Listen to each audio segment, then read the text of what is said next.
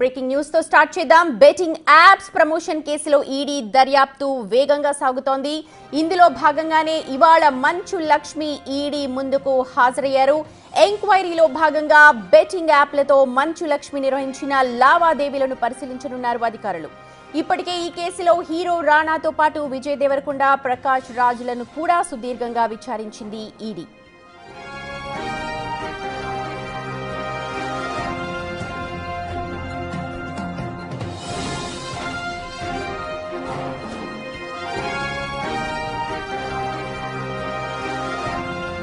ఇప్పటికే betting apps లో promote చేసిన సినీ నటులందరినీ కూడా ఈడీ విచారణకు పిలిచింది. అందులో భాగంగానే ఇవాళ మంచు లక్ష్మి కూడా హాజరయ్యారు. మా ప్రతినిధి సాగర్ ఉన్నారు అప్డేట్స్ అందించడానికి. Over to you Sagar.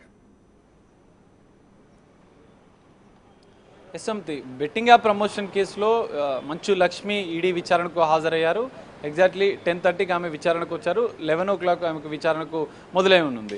అయితే ఇప్పటికే బెట్టింగ్ యాప్ ప్రమోషన్ కేసు ఆర్థికపరమైన లావాదేవీల మీద మనీ లాండరింగ్ యాక్ట్ ప్రకారం ఈడీ దర్యాప్తు చేస్తున్న నేపథ్యంలో మంచు లక్ష్మి బ్యాంక్ స్టేట్మెంట్తో పాటుగా ఆయా బెట్టింగ్ యాప్తో తను చేసుకున్నటువంటి అగ్రిమెంట్ డాక్యుమెంట్స్ కూడా తీసుకొని ఆమె విచారణకు హాజరైనట్లుగా కూడా తెలుస్తోంది. యోలో 247 అనే బెట్టింగ్ యాప్కి మంచు లక్ష్మి ప్రమోట్ చేసినట్లుగా కూడా ఈడీ అధికారులు గుర్తించిన నేపథ్యంలో ఆ యాప్కి సంబంధించినటువంటి సంస్థ ద్వారా ఎన్ని సంవత్సరాలు అగ్రిమెంట్ చేసుకున్నారు, ఆ బెట్టింగ్ యాప్ ప్రమోషన్ చేసినందుకు గాను ఎంతవరకు మీరు లబ్ధి పొందారు, ఆర్థికపరమైనటువంటి లావాదేవీలు ఎంతవరకు జరిగాయన్న కోణంలో కూడా ఈడీ అధికారులు మంచు లక్ష్మిని విచారించున్నారు. ఇప్పటికే ఈ బెట్టింగ్ యాప్స్ అనేవి చైనా వేదికగా ఇవన్నీ రన్ అవుతున్నాయి. దుబాయ్ వేదికగా ఆర్థికపరమైనటువంటి ట్రాన్సాక్షన్ ఈ బెట్టింగ్ యాప్స్ కార్యకలాపాలు కొనసాగుతున్నట్లుగా కూడా ఈడీ గుర్తించిన నేపథ్యంలో ఆయా సంస్థల నుంచి అధికారికంగా ఎంత మేరకు లావాదేవీలు చేశారు, అనధికారికంగా ఎంత మేరకు లావాదేవీలు జరిగాయనేది కూడా ఈడీ అధికారుల దర్యాప్తులో తెలియనుంది. ఆ కోణంలోనే ఈడీ అధికారులు విచారిస్తున్నారు. ఇప్పటికే ఈ కేసులో దగ్గుబాటి రాణా, ప్రకాష్ రాజ్, విజయ్ దేవరకొండలను విచారించిన ఈడీ ఈరోజు మంచు లక్ష్మిని విచారిస్తుంది. సుదీర్ఘంగా మధ్యాహ్నం వరకు కూడా ఈడీ అధికారులు మంచు లక్ష్మిని విచారించే అవకాశం కనిపిస్తుంది.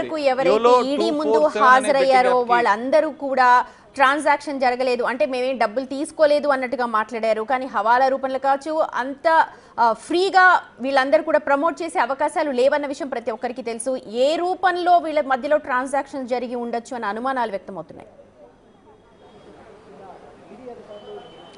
ఖచ్చితంగా మొదట ఈ ఈడీ విచారణకు హాజరైనటువంటి ప్రకాష్ రాజ్ని సుదీర్ఘంగా 6 గంటల పాటు ఈడీ అధికారులు విచారించారు. ప్రకాష్ రాజ్ తర్వాత మాట్లాడుతూ జంగిల్ రమ్మీ అనే బెట్టింగ్ యాప్కి తాను 5 సంవత్సరాలు అగ్రిమెంట్ చేసుకొని ప్రమోట్ చేసినట్లుగా కూడా ఆయన వెల్లడించారు. కానీ 5 సంవత్సరాలు గాను ₹1 కూడా ట్రాన్సాక్షన్ జరగలేదనేది కొంత ఆసక్తిగా మారిన పరిస్థితి. దాంతోపాటుగా ఆయన బెట్టింగ్ యాప్కి ప్రమోట్ చేశాను ఒప్పుకొని ఇక ముందు నేను బెట్టింగ్ యాప్స్ ప్రమోట్ చేయనని కూడా చెప్పారు. విజయ్ దేవరకొండ మాత్రం బెట్టింగ్ యాప్స్కు నేను ప్రమోట్ చేయలేదు, ఓన్లీ గేమింగ్ యాప్స్కు ప్రమోట్ చేశాను. గేమింగ్ యాప్ అనేది తెలంగాణలో కాకుండా మిగతా అన్ని రాష్ట్రాల్లో లీగల్ అని చెప్పారు. కానీ ఇటు రాణా దగ్గుబాటి మాత్రం జంగిల్ రమ్మీ అనే బెట్టింగ్ యాప్కి ప్రమోట్ చేశాడు. కానీ తను మీడియాతో మాట్లాడడానికి నిరాకరించిన పరిస్థితి. అయితే ప్రధానంగా కోట్లాది రూపాయల ట్రాన్సాక్షన్ జరిగింది. దుబాయ్ నుంచి ఈ ట్రాన్సాక్షన్ జరిగినట్లుగా కూడా ఈడీ అధికారులు అనుమానిస్తున్న నేపథ్యంలో మరి వీరి అకౌంట్లకే నేరుగా ట్రాన్సాక్షన్ చేశారా లేదా హవాలా మార్గం ద్వారా ఇతర బినామీ కంపెనీలకు ఏమైనా ఈ బెట్టింగ్ యాప్స్ని ప్రమోట్ చేసినటువంటి సెలబ్రిటీలు ఏమైనా లబ్ధి పొందారా అన్న కోణంలో కూడా ఈడీ అధికారులు దర్యాప్తు చేస్తున్నారు. అందులో భాగంగానే వీరి బ్యాంక్ స్టేట్మెంట్తో పాటు అగ్రిమెంట్లను కూడా తీసుకొని రమ్మని తమ నేటోస్లో పేర్కొన్నారు. సో వాటి ఆధారంగా విచారణ కొనసాగుతుంది. విచారణ అనంతరం కూడా ఈ సంస్థల నుంచి ఎన్ని కోట్ల రూపాయల ట్రాన్సాక్షన్ జరిగిందనేది కూడా ఈడీ అధికారులు గుర్తించనున్నారు. ఎందుకంటే ఆయా సంస్థల నుంచి కూడా కొంత ఈడీ అధికారులు ఇప్పటికే వివరాలు సేకరించారు. 2000 కోట్లకు పైగా బెట్టింగ్ యాప్స్ ద్వారా దేశం మళ్లించారు నిధులు అన్నట్లు కూడా ఈడీ అధికారులు గుర్తించిన నేపథ్యంలో ఆయా సంస్థలు తిరిగి ఈ సెలబ్రిటీలకు ప్రమోట్ చేసినందుకు గాను ఎంత మేరకు చెల్లించారన్న అంశాలపైన కూడా ఈడీ అధికారులు ఫోకస్ పెట్టారు. మధ్యాహ్నం వరకు కూడా మంచు లక్ష్మి విచారణ కొనసాగనుంది. యోలో 247 అనే సంస్థ ద్వారా ఎంతవరకు లావాదేవీలు జరిగాయి, అదే సంస్థ నుంచి జరిగాయా, ఇతర సంస్థల నుంచి ఏమైనా లావాదేవీలు జరిగాయా అనేది కూడా విచారణ అనంతరం కొంత క్లారిటీ వచ్చే అవకాశం కూడా కనిపిస్తుంది. Right Sagar, thank you. మొత్తానికి బెట్టింగ్ యాప్స్ లో ప్రమోషన్ లో పాల్గొన్న నటీనటులందరికీ కూడా ఈడీ నోటీసులు జారీ చేసింది. అందులో భాగంగానే ఇవాళ మంచు లక్ష్మి ఈడీ ముందు హాజరయ్యారు. సుదీర్ఘంగా అక్కడ విచారణ జరిగే అవకాశం ఉంది. మరి ఇవాళ మధ్యాహ్నం తర్వాత ఆవిడ